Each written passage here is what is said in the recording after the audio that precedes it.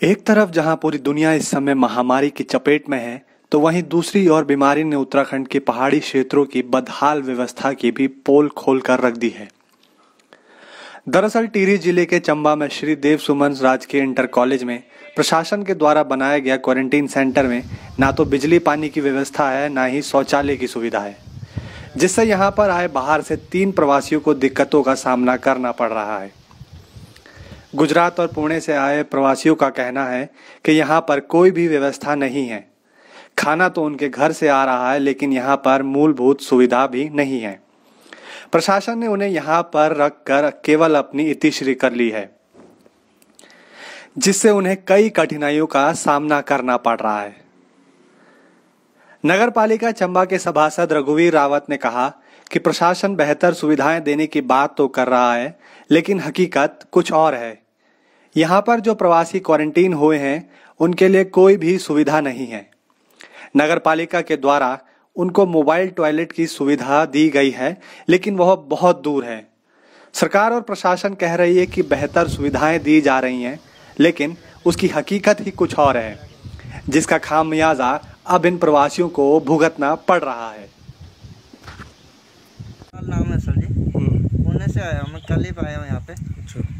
तो यहाँ भेजा गया हमको। टॉयलेट तो पूरा खराब है, आपने देख लिया है उधर, और लाइट नहीं है, अंदर रहने की कुछ व्यवस्था है नहीं यहाँ पे। खाना वाना तो हम घर से मंगा लेंगे, कोई दिक्कत नहीं है, पर बाकी जो लाइट का और पानी का बड़ा प्रॉब्लम है सर जी, और टॉयलेट का बड़ा दिक्कत है। इससे बहुत परेशानी है हमको। अच्छा। मोबाइल कल से डेड पड़े हुए, चार्जिंग करने की कोई व्यवस्था नहीं। नाम अमन है, हम गुजरात से आए परसों से, और यहाँ ना लाइट है ना पानी है, और बाथरूम भी सही नहीं है। प्रॉब्लम हो रही है, दरवाजे में कुंडी नहीं है। अगर आपको कोई प्रॉब्लम होती है तो फ़ोन कैसे करें, फ़ोन परसों से डेड पड़े हुए हैं। बहुत प्रॉब्लम है इधर। लैट्रिन भी इतनी दूर दिया गया है कि वहाँ जा नहीं सकते हैं। पानी की कोई व्यवस्था नहीं है। तो कोई अधिकारी यहाँ पे आया था अभी आपके समस्या से? अभी कोई नहीं आया। डॉक्टर आए थे, उन्होंने कुछ टेस्ट नहीं किया। उन्होंने बोला अगर कोई प्रॉब्लम है तो बताना, फ़ोन करके बताना कि फ़ोन डेड पड़ रही है, लाइटिंग की कोई व्यवस्था नहीं है।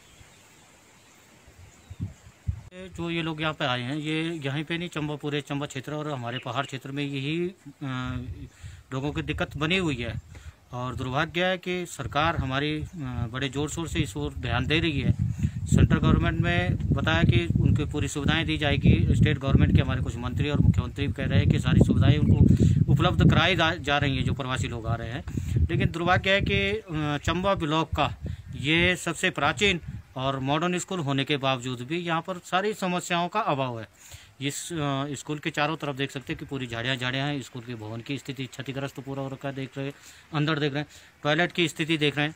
जब हमें अवगत कराया गया तो नगर पालिका की तरफ से शौचालय जो हमने भेजा, वो मोबाइल टॉयलेट यहाँ पे भेजा है, क्योंकि इन लोगों को लघु शंका और दीर्घ शंका जाने की दिक्कत उत्पन्न हो रही थी। तो हम लोगों ने अपना मोबाइल टॉयलेट तो भेजा है, लेकिन उसका यहाँ तक पहुँच पाना असंभव है, क्योंकि बीच में सीढ़ियाँ हैं, सीढ़ियों से वो चढ़ नहीं पाता है, इसलिए उसमें दिक्कत है। फिर क्वारंटाइन अगर वहाँ तक ये लोग जाते हैं तो फिर क्वारंटाइन का औचित्य ही समाप्त हो जाता है। सरकार में बैठे हुए हमारे जनप्रतिनिधि सोए हुए हैं, उनका गैर जिम्मेदाराना अपना स्टेटमेंट आ रहा है कि प्रशासन बहुत अच्छी व्यवस्था कर रहा है, प्रशासन को व्यवस्था करने दें। प्रशासन की ये व्यवस्था है कि ये लोग 3 दिन से यहाँ पे अंधेरे में हैं।